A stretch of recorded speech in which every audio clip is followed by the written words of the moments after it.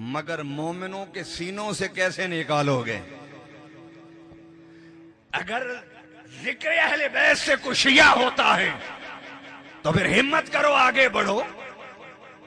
नमाज में मोहम्मद और आले मोहम्मद पर दरूद को भी निकाल दो। अगर जिक्र अहले बैत से कोई शिया बनता है तो फिर मुझे कहने दीजिए, सबसे बड़ा शिया जमीन पर मैं हूं, लामकान में खुदा है।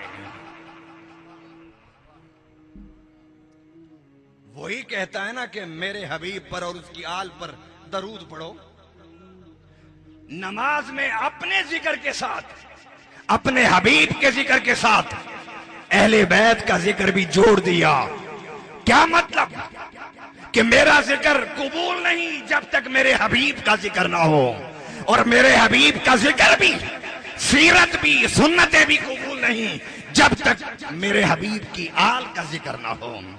अगर खुदा का जिक्र कबूलियत चाहते हो तो मुस्तफा का जिक्र करो, और अगर मुस्तफा के जिक्र की कबूलियत चाहते हो तो आले मोहम्मद का जिक्र करो। नारे तकबीर, नारे रिसालत, नारे खिलाफत, नारे हैदरी, जश्न ईद मिलादुन नबी, मकाम अहले बैत।